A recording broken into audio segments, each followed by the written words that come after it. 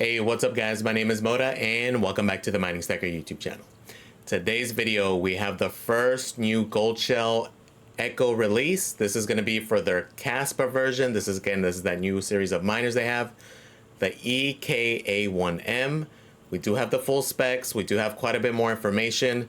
Don't have official prices yet, but we're going to play with the numbers to see around what the prices should be now that we know the specs.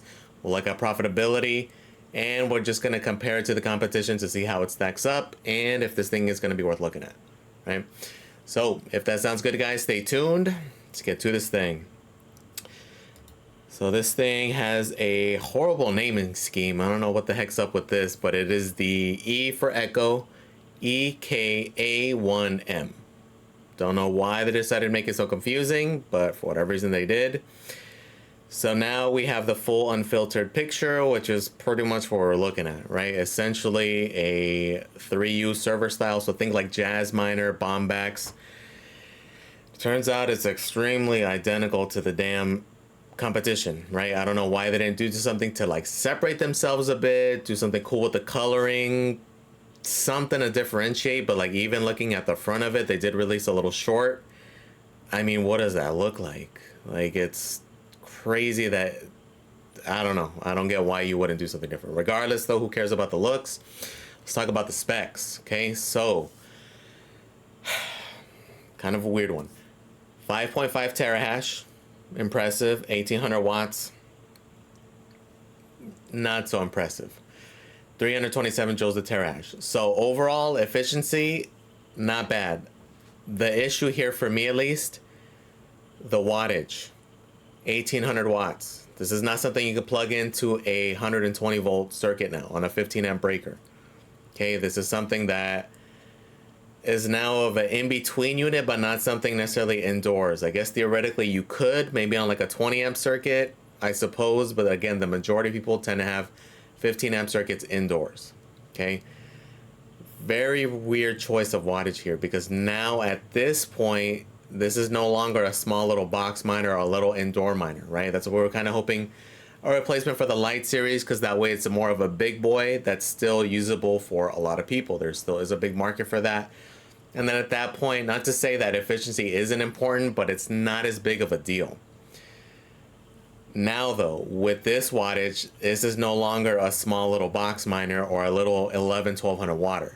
Okay, being at 1800 watts, this is now in a different segment. This is something where you're gonna, this is more of a big boy miner. This is like a baby version of a big boy miner, but it's enough wattage where you're gonna want it on like 240 volt. You're gonna have it on your 30 amp circuit or 20 amp circuit, whatever, but you're gonna be using this thing on 240 volt, most likely in most cases, especially if you're in the US, okay?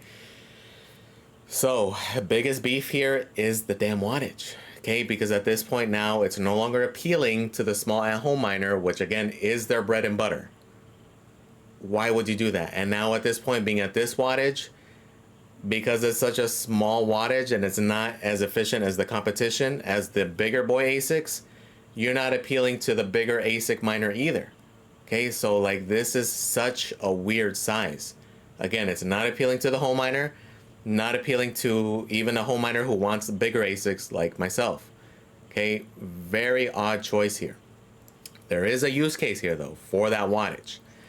For example, if you are on a 30 amp circuit, this is a good way to kind of fill out the rest of that circuit. Okay, so typically, what do we know about the big boy units?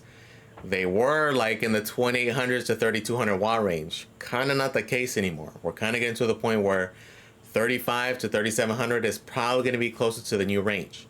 This would be a good filler to kind of fill up that circuit. So at this point, let's say you are at 3600 watts, you throw this guy on there, that now brings you up to the max of a typical 30 amp circuit, brings you up to 5400 watts. Okay, so in that sense, would be kind of intriguing for that purpose. Now for me though, especially with KASPA ASICs, it needs to be efficient for it to make sense, because again, now you're kind of competing with that segment, and this is a segment where they just honestly can't compete with. Okay, we're gonna have to wait to see official pricing. Some of the vendors did list pricing though. We'll look at that here in a second. Let's look at profitability now, because when we look at the specs, not too bad. 5.5 terahash, 1800 watts, easy, just eyeballing it, a good comparison to KS3M. okay, being 6 terahash, but at double the wattage, right? So nearly twice the efficiency gain there, okay? So there's something to be said there. Let's look at profitability now. So if we look at profitability, this is where it gets a little bit trickier because again, oh, they have it at 12 cents. Let's put it down to 10 cents. So this is at a 10-cent kilowatt hour. Your income is going to be $9.37. Your profit's going to be about $5 a day.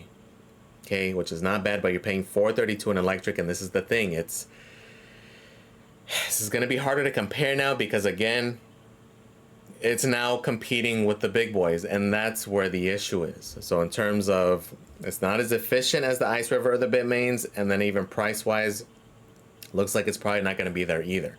Okay, so like early kind of leads on the price.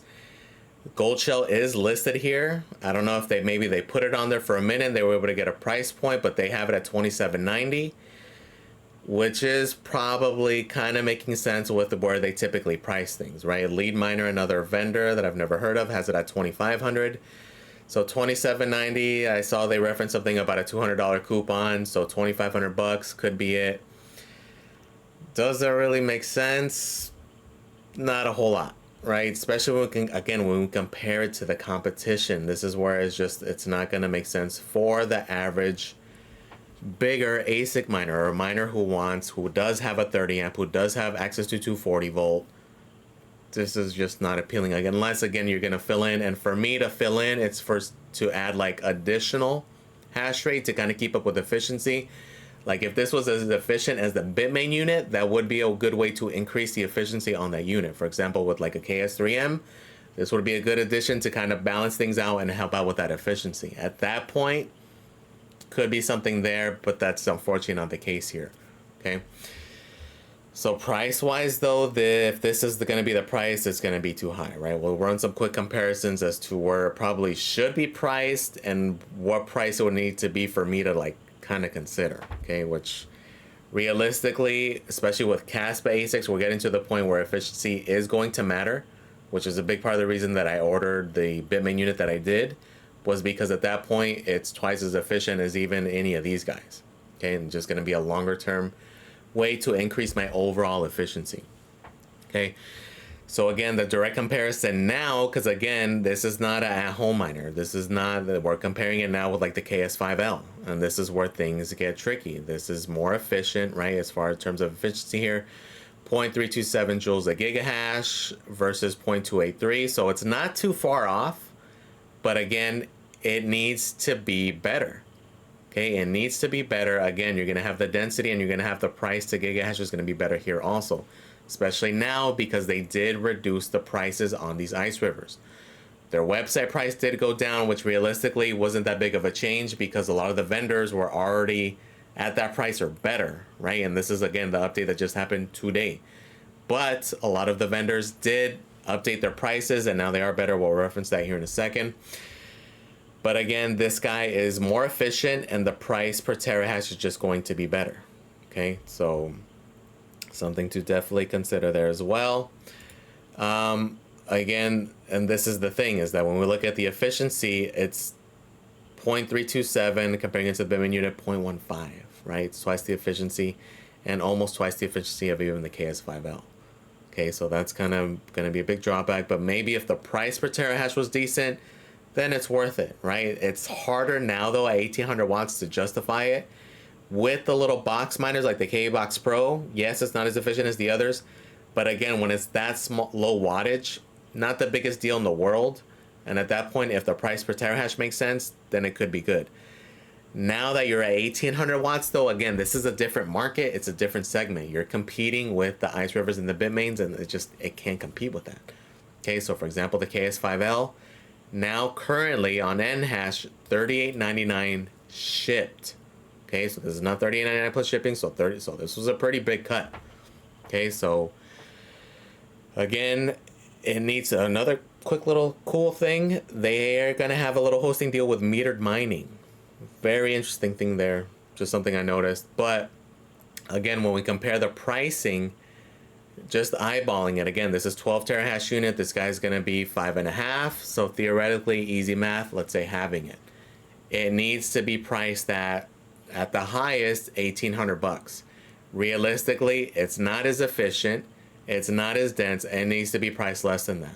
So just easy math, not doing anything crazy, it needs to be under 1,500 bucks to even consider.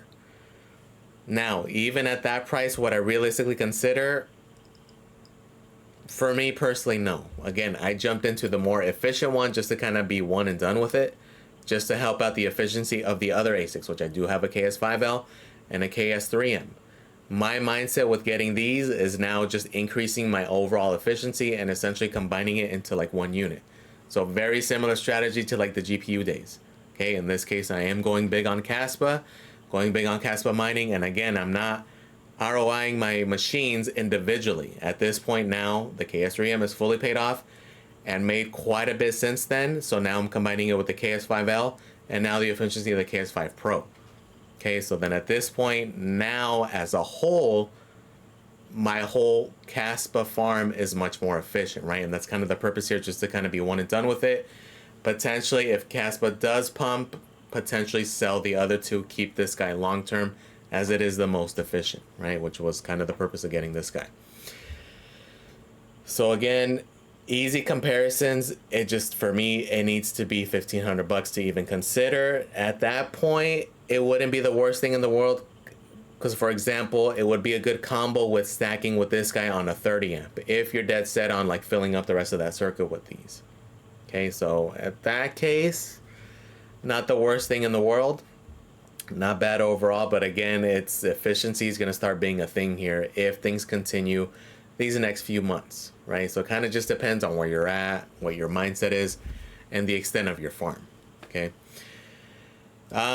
Another thing to know is the pricing. Again, it's gonna make 0 sense if they are pricing this thing that high, because they are currently running a sale on the K Box Pros. They're $479 shipped. Okay, these are 1.6 terahash. So again, 4 of these things is gonna bring you to what? 6.4, which is actually gonna be more than this guy. Less efficient, but at that point, it's gonna bring you under 2,000 bucks, under 2,000 bucks shipped for it. So this thing, the MSRP needs to be from GoldShell under $19.99, and realistically, street price 17 and change, and a buy price potentially at 1,500. Again, for me though, would have 0 interest, rather just get a KS5L. Okay, especially after this price reduction. So kind of depends. Realistically, again, it depends on where you're at, like where your farm is, what you're doing. Like if you don't have any exposure and you're trying to get to KASPA mining, it's kind of difficult starting with anything now unless you're going to go with the most efficient unit. Okay, if you're like in more, a lot of our boats where we've already been mining, we already have KASPA ASICs and we're just kind of growing with the hash rate, it's a little bit different. Okay, so it just depends on your strategy, your overall size, how long you've been mining, what you're doing with it, etc., etc.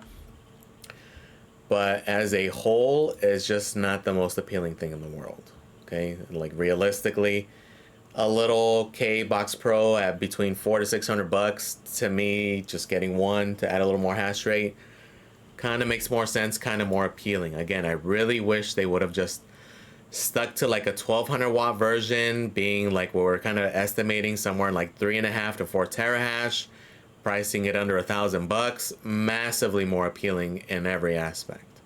Okay, because then at that point it could be priced less, because again, even if this has a home miner mode where you can like plug it in into actually a 15 amp circuit, you're paying for this price.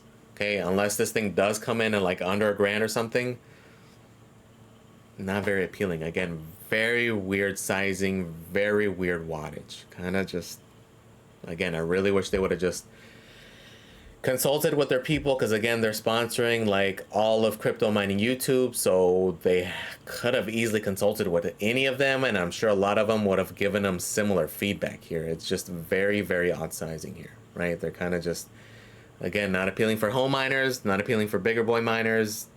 Who the hell is this thing for, right? So weird choice. It is what it is. What I would be more interested in is potentially the alephium version, but even then, not really, because what's probably going to happen, Ice River will probably announce theirs the day they announced this thing, just like today happened to be the day they decided to reduce their prices on their KASPA ASICs.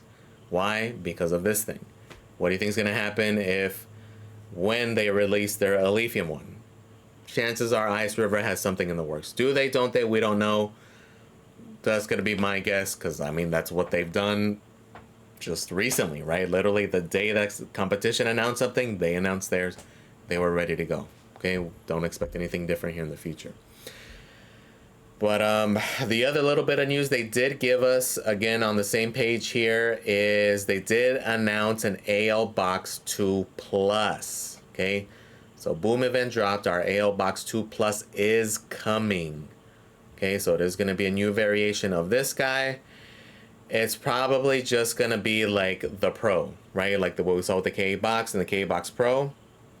Probably a similar thing, where instead of it being 360 watts, maybe it'll be 550 watts. It'll be a third 6-pin, something of that sort. So instead of being like 720 gigahash, think maybe 900 gigahash. Maybe they hit the terahash. That would be kind of cool. So again, it's going to come down to pricing. This thing is not as efficient as the Ice River or the Bitmain units. It's going to come down to the pricing, if the pricing makes sense, which again, as they have shown, they're not very good at that. Okay, they like to be on the higher end for whatever reason, which is weird to me. We're going to keep bagging on them until maybe one day they start releasing prices more aggressively, which we're going to have to wait and see officially what it is here. They haven't officially announced it. This is what they're showing. I don't know if they did leak it and they got access to it, but this seems to be what they're basing it off of.